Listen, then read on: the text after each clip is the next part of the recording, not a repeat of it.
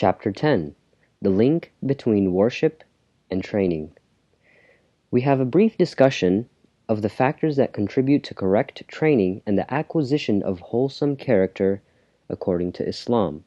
That is, the factors which are given attention by the sacred religion of Islam. The first factor includes intellection, ta'aqqul, thinking, tafakkur, and learning, ta'allum, which we mentioned earlier under the heading Aims and Objectives. Intellection and thinking are meant for enlightenment. That is, intellection serves as a light for man. This factor was already discussed. The second factor which is given much emphasis in Islam is God-wariness, taqwa, and purification of the soul, tazkiyat an-nafs, which are stipulated in the Holy Qur'an itself. God-wariness and purification of the soul contribute in the training of the will, making people ready to take an action. In other words, enlightenment alone is not enough. One must be enlightened and give strength to take an action. God-wariness and purification of the soul bestow power and strength to the will to act. And to some extent, this point is also acknowledged in non-religious schools of thought, but not in the way which exists in religious schools of thought. The third factor which we intend to discuss here in detail is the issue of worship, ibadah, as a factor that contributes to the training and acquisition of meritorious character.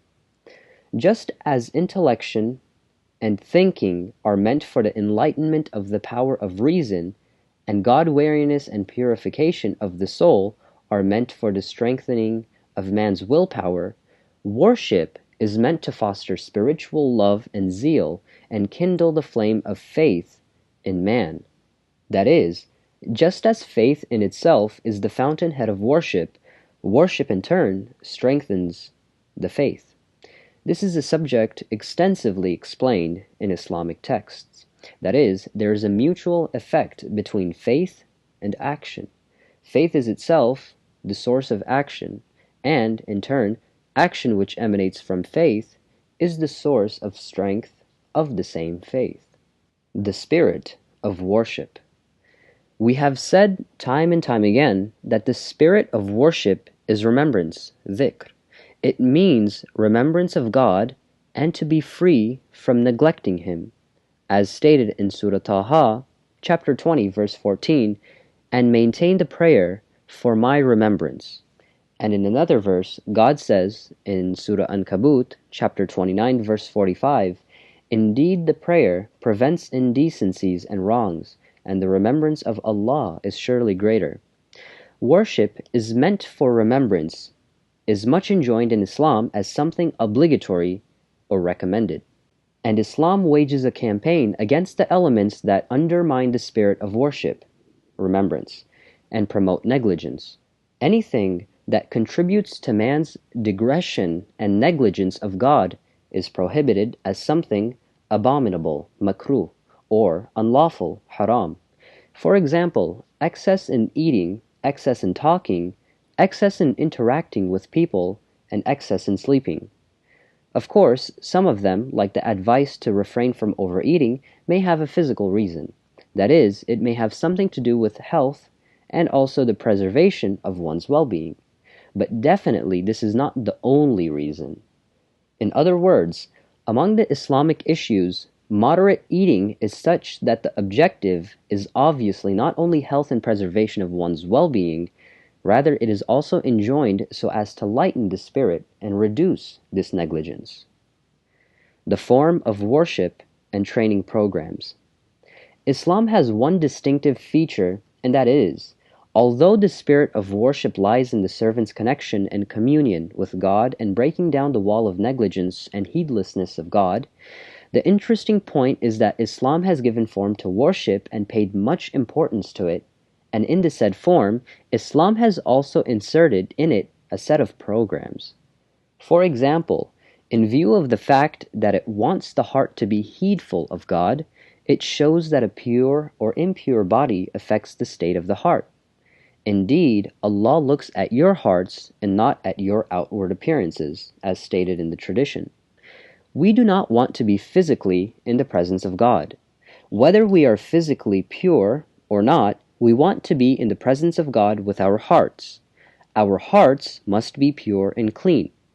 Yet whenever Islam enjoins worship, since it specifically wants worship to have a certain effect in terms of training, it inserts something which is not much related to worship, but effective in training and education into the garb of worship, either as obligatory or supererogatory, mustahab. For example, the issue of ghusl or ritual bathing, the issue of wudu or ritual ablution, to be always in the state of wudu or ritual purification, which is one of the Islamic traditions, and recommended ghusls on different occasions. In any case, Islam says, as you stand up in prayer, your body and clothing must be clean. This in itself is a hygienic program inserted in worship. Worship and social rights. Another issue is that of rights. Again, as far as the spirit of worship is concerned, there is really no difference whether we sit in prayer on a usurped carpet or permissible carpet. It is a social construct that this carpet is yours and that carpet is mine, and that I would not infringe upon your property and you upon mine. These are decrees which are useful in social living. Otherwise, there is no concrete reality that, for example, if I own this carpet, it has a certain quality, and if it is yours, it has another quality.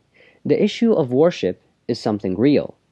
That is, in terms of the spiritual state and connection between man and God, these things, mentioned above, really affect the act of worship.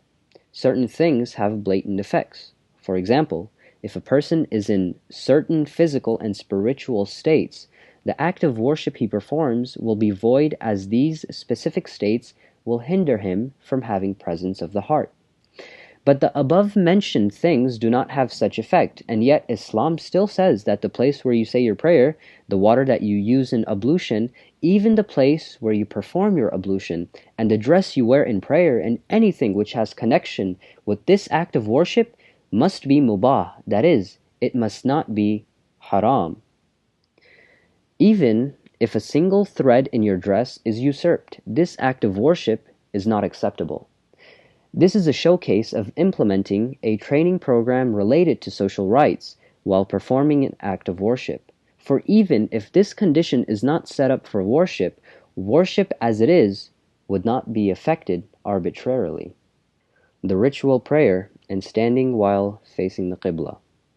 Yet another issue is that Islam ordains that at the time of prayer, everyone must be facing a certain direction, notwithstanding the fact that Islam itself stipulates that as far as the real essence of worship is concerned, there is no difference whichever direction you face, for it states in Surah Baqarah chapter 2 verse 115 that to Allah belongs the east and the west, so whichever way you turn, there is the face of Allah. As far as the real essence of worship is concerned, it makes no difference whether we turn to the east or to the west, the north or the south, or any other direction. It is not true that if we face the Kaaba, we are in the presence of God, and if we do not do so, but instead face somewhere else, we are not in His presence. This is the text of the Qur'an. Yet, because of a necessity for social training, which nothing to do with the spirit of worship in the sense that the spirit of worship does not depend on it, Islam makes use of its training benefit, saying that instead of turning to any direction in prayer, those who pray must face a specific direction so as for them to understand that they must have a single direction. This is a lesson for unity, solidarity, and to be of a single direction. Meanwhile, in choosing which direction to face, what direction should Islam choose? Although Islam holds that all directions are the same with God, the Qur'an thus states in Surah Imran, verse 96 of chapter 3, "Indeed, the first house to be set up for mankind is the one at Bakkah, blessed." That is, it was the first house of worship, or the first mosque constructed for the worship of the one and only God. In the meantime, it connects us to the past. It reminds everybody of the tradition of Prophet Abraham, peace be with him, and even before him. This is because it is true that the Kaaba was built by Abraham, peace be with him, but it existed even before him, and according to narrations, riwayat, Abraham, peace be with him, rebuilt that which existed during the time of Prophet Noah, peace be with him, or prior to him. And it remained so after the rebuilding of Abraham, peace be with him. That is, there was no moment when the Kaaba was destroyed. It means that it was rebuilt whenever it was destroyed, and not that it was in ruin for some time before being rebuilt.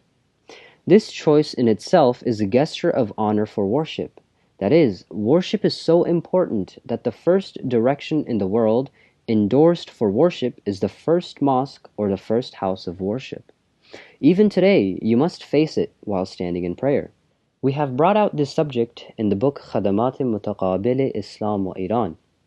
The sacredness of fire to the Zoroastrians, which traces back to ancient times, that is, more than 1,000 years ago, has been discussed in every form of debate, especially at the time of the Caliph Ma'mun and afterward. And whenever Muslims criticized the Zoroastrians about their fire worship, the Zoroastrians justified their position. Sometimes they would say, if we are fire worshippers, then you are soil worshippers, facing the Kaaba in prayer. At times they would say, we are not fire worshippers just as you are not soil worshippers. We face fire in worshipping, not in the sense that we worship it. This statement can in no way be correct. The feelings of a Muslim toward the Kaaba and the feelings of a Zoroastrian toward fire, and both feelings stem from the teachings imparted to them by their respective existing religious texts, are quite different. A Muslim who turns his face to the Kaaba never imagines that he sanctifies it, and it is not even entertained in the mind of a child that at the time of bowing down, or ruku and prostration, sujud, that he is worshipping the Kaaba. But every fire worshipper worships fire. They do not say, we regard fire as the creator.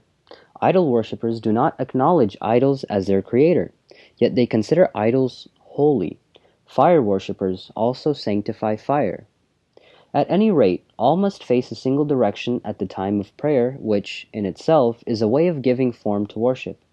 The spirit of worship is an immaterial matter in that even if a person is sitting alone in the corner, and, in the words of Sa'adi, with his head reclined on the bosom of meditation, and remembering God, he can still internalize its spirit. But Islam does not accept such form of worship. Apart from the fact that the said diverse forms such as ruku and sujud have effects in the view of the accompanying invocations in the sense that every position is a distinct manifestation of humility and humbleness in the presence of God, Islam wants to put into action this spirit in the form of a set of other trainings which are considered essential in life. Exercise in self-discipline. One of the most important features of form that Islam has given to worship is the issue of exercise in self-discipline at the time of worship. Ritual prayer is indeed a comprehensive and wonderful form of worship. Of course, this feature also exists in Hajj, but in a different form. That is, as the pilgrim puts on the wardrobe of ihram, he controls himself, forbidding certain things to himself and exercising self-discipline. So is fasting, of course, in a different form. Throughout the ritual prayer, one must not eat anything, even as small as a sugar cube. The ritual prayer integrates numerous principles of Islamic education. Eating and drinking are prohibited in it. Laughing invalidates it.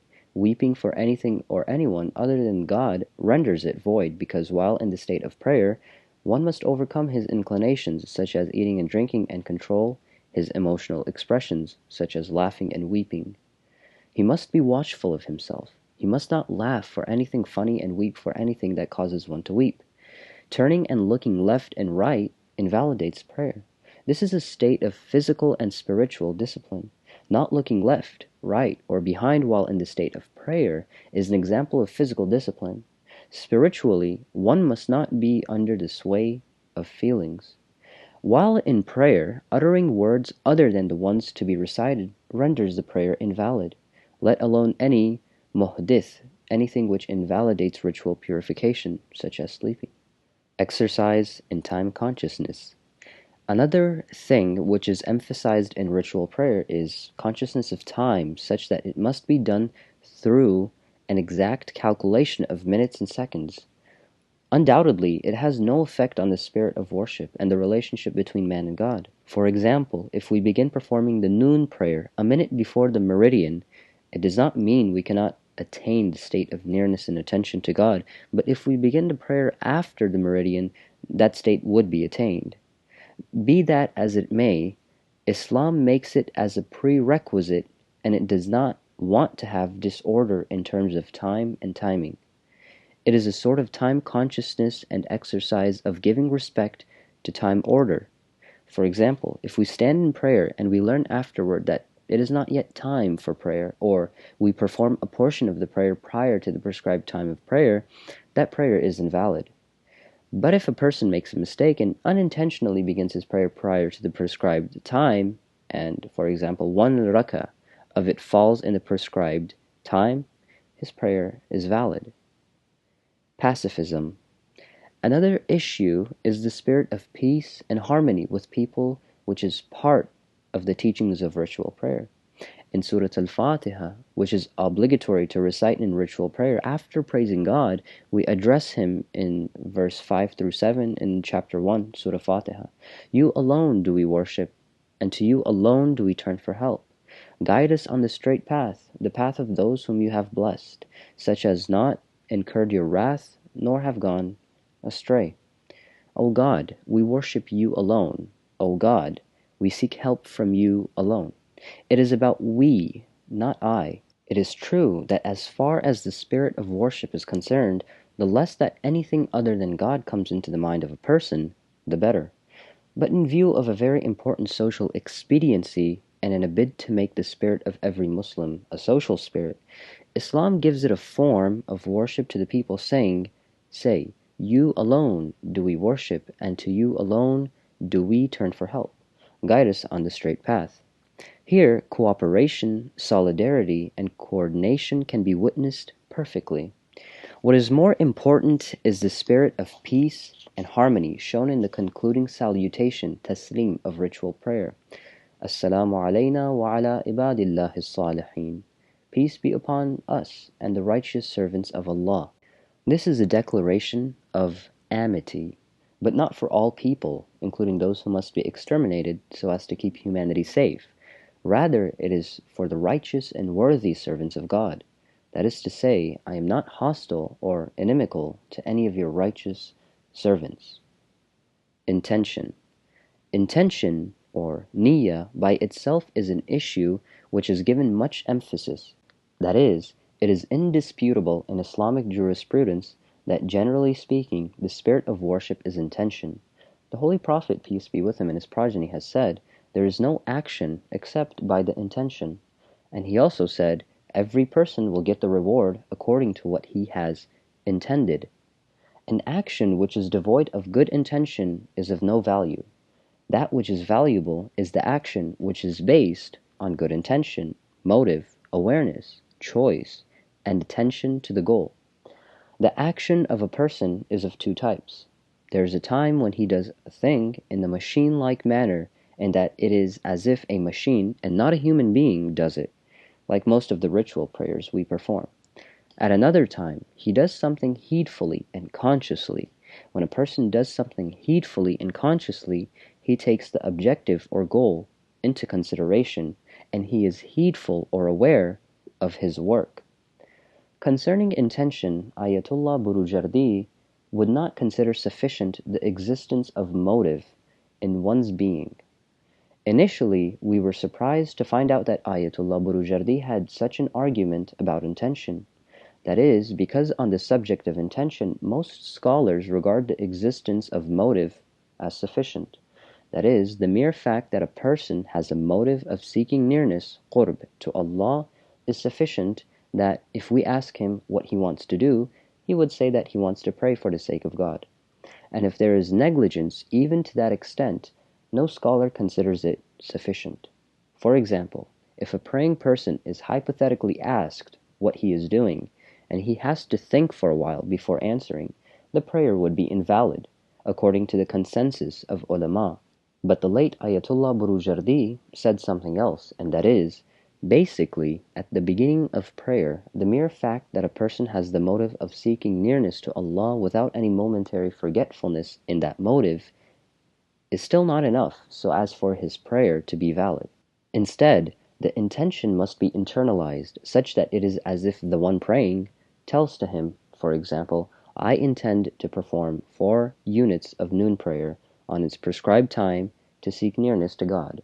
He would then commence his ritual prayer by saying Takbiratul Ihram, or the first Allahu Akbar. Of course, this does not affect the motive. The motive remains intact, but if the prayer is done in this manner, it is done far more consciously. The elements of intention. Islam does not accept any form of worship which is devoid of intention, and according to Islam, intention has 2 elements. One is that action must be based on heedfulness and not habit. A person does heedlessly whatever he is habituated to, such as walking and many other things he habitually does. When a person is walking, he is not that conscious that he is walking. It is done heedlessly. So the first element of intention is that a person has focused his mind such that he does a thing consciously and not heedlessly. This is the point in saying that continuity, istidama, of intention is also a condition. The attention you have only at the beginning of prayer is not sufficient. That is, if at the middle of the prayer a person is unconscious enough of what he is doing that he needs to be reminded, his prayer is invalid.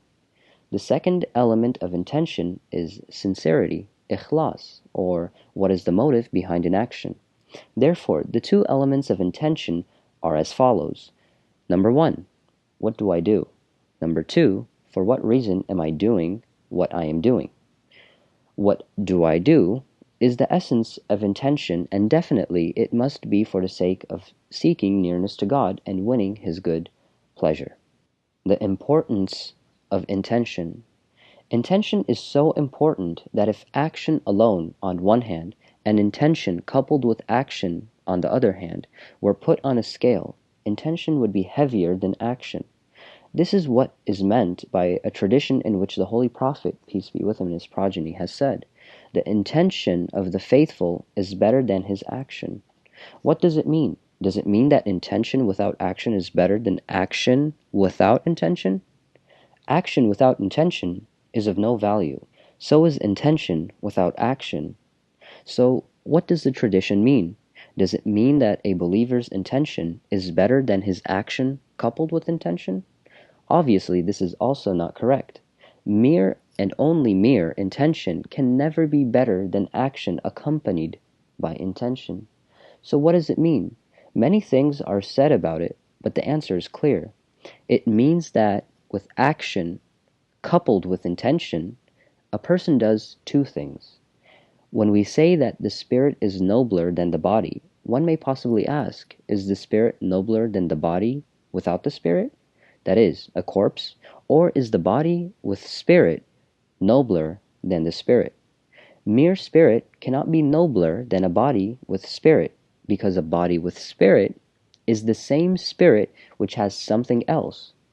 In reply, we say that as far as this being is composed of body and soul is concerned, the latter constitutive element is better and nobler than the former constitutive element. The importance given by Islam to intention is such that action must be coupled with intention. It must be accompanied with consciousness. A person must understand what he is doing, and he must not engage in any activity without awareness. The peculiarity of habit. Experts in psychology say that when a person is habituated to a thing, it creates 2 contradictory features. The more he is habituated to it, and does it more frequently, the easier and simpler it becomes.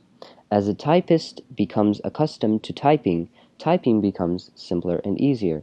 On the other hand, however, the typist's attention decreases. That is, this job becomes less of a volitional action based on consciousness and more akin to a reflex action. This is the peculiarity of habit. In Islam, intention is emphasized so much so that the acts of worship do not become mere habits, and that through habituation they do not turn into natural, reflex, spontaneous, aimless actions without any consciousness and heedfulness, with only their outward forms given importance. These are things which we can only acquire in Islamic ritual prayer, and we will know that many training programs are implemented through the observance of this act of worship, apart from the fact that this act in itself, which is enhancement of love and attachment to God and spirituality in man, is the very spirit of worship. There are two issues that must be addressed. One issue pertains to the principles and fundamentals given importance in Islamic ethics and education. In ethics and education, it is not correct to merely say excellent morality or good education. Excellent morality and good education must be acquired. No one says the contrary. The point, however, is that every school of thought regards a certain moral system as good and another moral system as bad. Each of the schools of morality in the world advances its preferred moral system as the good moral system, yet their difference between one another is to the extent of contradiction.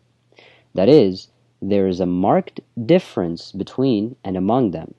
One school considers an action moral, while another school considers it immoral. Ethics is the science of prescription, that is, it is the science of do's and don'ts. The question is, according to so-and-so school of morality, what should we do to become quote-unquote good? A mere prescription to be morally good cannot showcase a school of morality. We have to say time and time again that one of the most hollow and silliest statements is the motto attributed to Zoroaster, who allegedly said, "Good words, good thinking, and good action." What is good? What is good?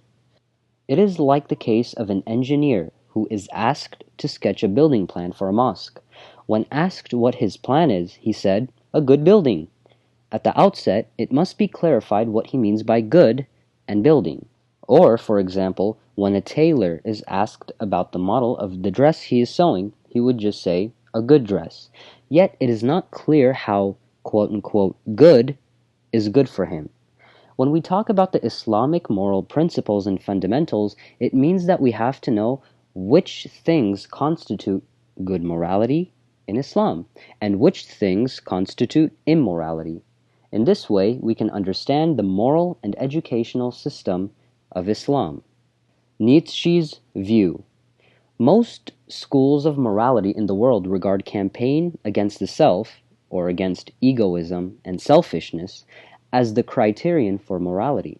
That is, moral action is the action whose purpose is not for the person doing it, and morality is that which tears down the wall of the quote-unquote self, the wall which man placed through selfishness between him and others.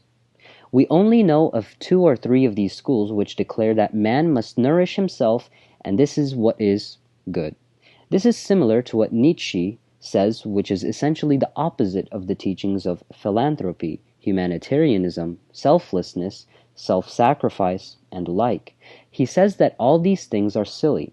The successful man is he who seeks power and influence. To commit suicide is meaningless. Everyone must care for himself. To be compassionate to the weak is senseless. The weak must be eliminated. If a person falls into a pit, he must even be buried with stones, and his cardinal sin is that he is weak. If we promote such a morality, we extend support to humanity, because after a short while there will be natural selection and the strong will remain, and due to the survival of the fittest, humanity can also move forward. The gravest crime to humanity is committed by those who enjoin help to the weak. This contention raised a tumult in the world because he condemned the Messiah, who was the known forerunner in enjoining harmony with one another and helping the weak. Nietzsche considered the Messiah's teachings the most harmful teachings for human society. Another issue at the fore is that we have 2 types of the self. One type is the self which must be overwhelmed and suppressed. To give importance to it is exactly what we call narcissism, egotism, and sometimes hedonism. Meanwhile, there's another type of the self which must be nourished and nurtured and not be allowed to be exterminated, because by exterminating it, the root of Islamic morality will be totally cut. 3 types of morality in Muslim societies. We have 3 types of morality in Muslim societies. Number 1, philosophical or Socratic morality. Because of its being so prosaic and theoretical, it is only confined to the circle of the scholars and philosophers and is not adopted by the masses. But there are 2 other types of morality which are prevalent among the people. Number 2, mystical morality. This refers to the morality propagated by the mystics, Urafa, and Sufis. Of course, broadly speaking, it is based upon the book, the Qur'an, and the Sunnah. Number 3, traditionist morality. This refers to the morality promoted to the people by the scholars of Hadith by narrating and recording traditions. The latter 2 types of morality have many common features, although there may be differences between them on some points. The pivot of mystical morality is the struggle or campaign against the self.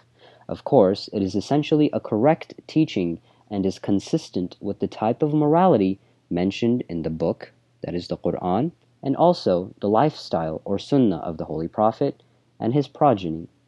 In this type of morality, however, there is a tendency towards extremism, which has led to the formulation of a set of teachings which are inconsistent with the book and the sunnah, and which somehow have drawn Islamic morality from living to dying. Under the guise of struggle against the self, selfishness and egotism, the proponents of this type of morality disregard something which is enjoined in Islam, and that is honoring and respecting the self.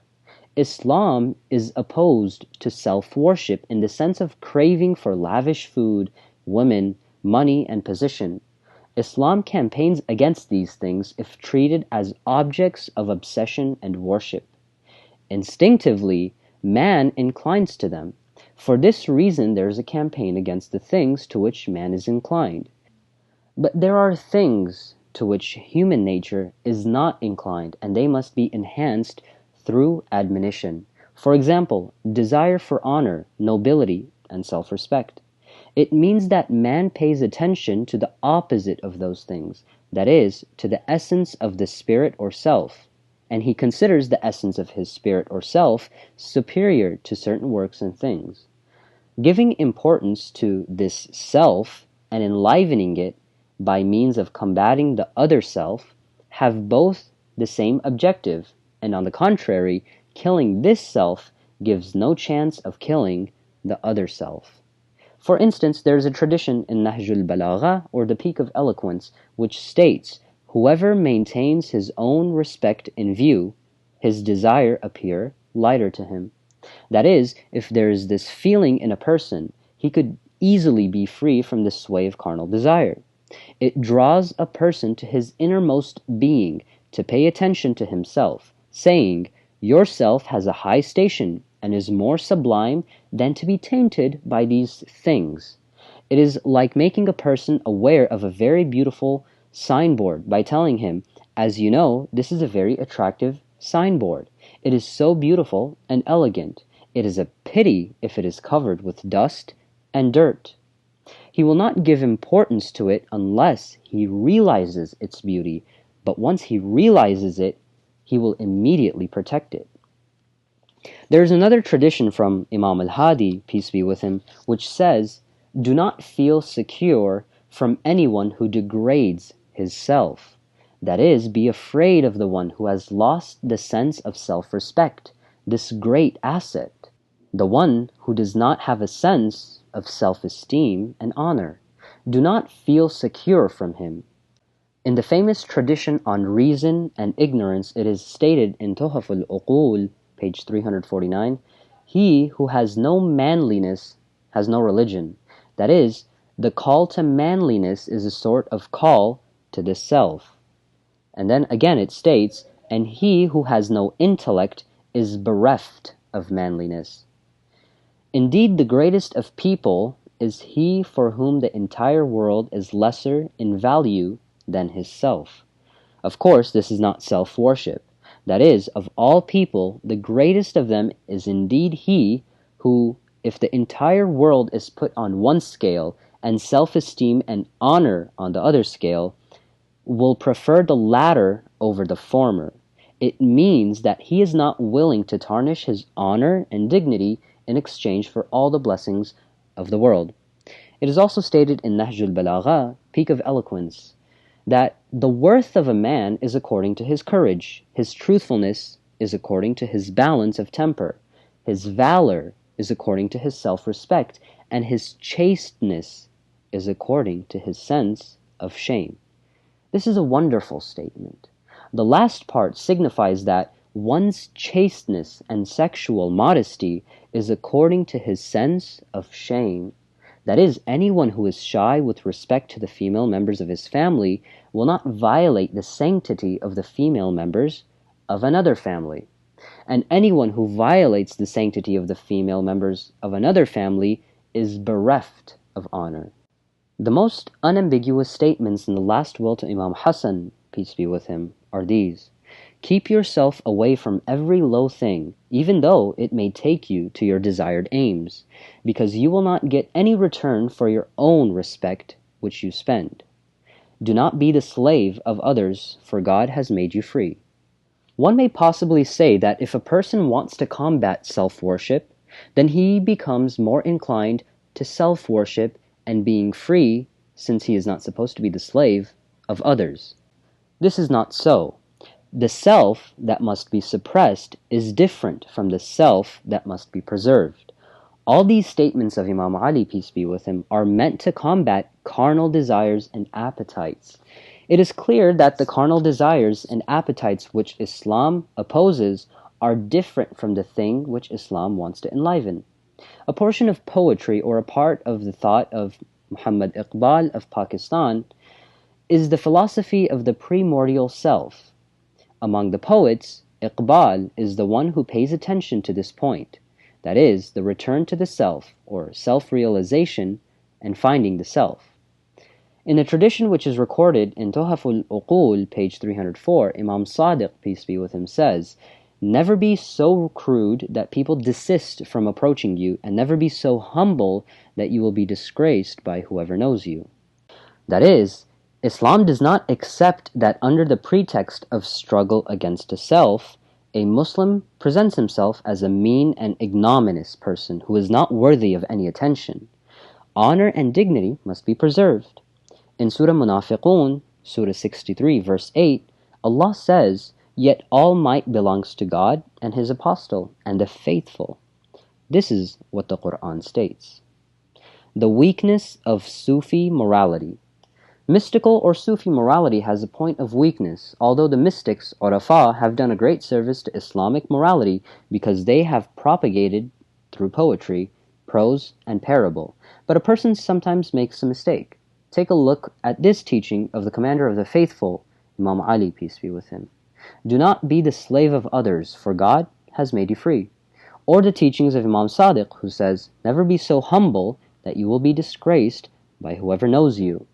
On the contrary, Ibn Abil Hadid says in Sharh Nahj al-Balagha that Ibrahim Adham said, "I had never been as happy as I was on 3 occasions.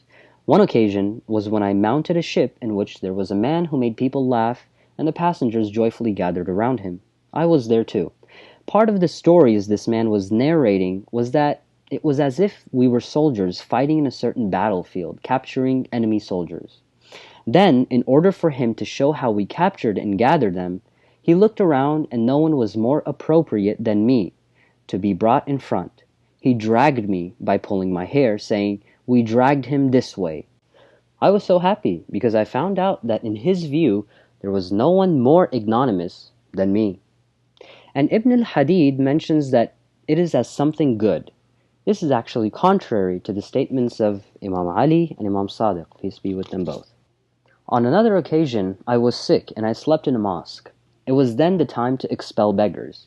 The mu'adhin, or the caller to prayer, who was also the spreader of carpets, told me, "Rise up and go outside."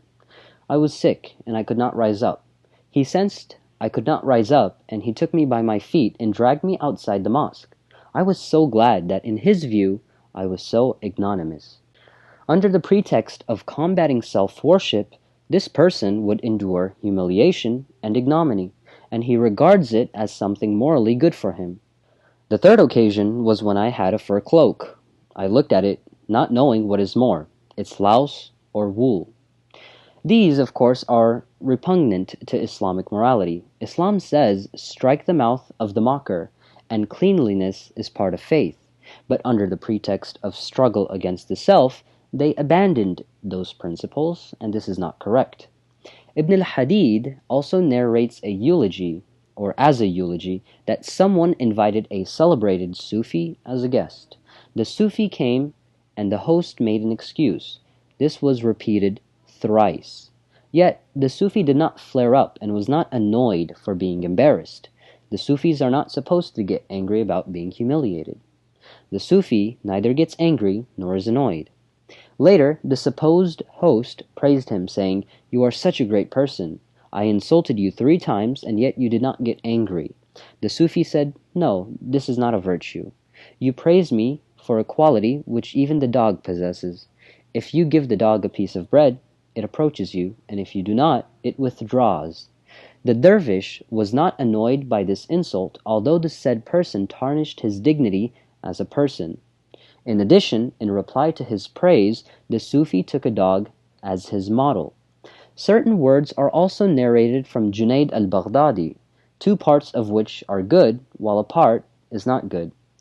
A mystic, Arif, is not real mystic unless he is like the ground trampled upon by everybody. Another statement states, "He is like the cloud which gives shade to everybody." Of course, this is a correct statement. Another statement goes out and says, "He is like the rain which showers both the fertile and unfertile grounds." This is also a correct statement. Now, let us compare the first statement with what follows. In Wasa'il al-Shi'a, there is a section about the loathsomeness of injustice. A person has an authority over his property. He has authority over his occupation. He can even divorce his wife. Yet, he has no discretion over his dignity, and he cannot say, "I have free will as far as my honor is concerned." Preservation of one's honor and dignity is one of the principles of Islamic morality. God willing, we will discuss it in more detail in the next session. End of Chapter 10.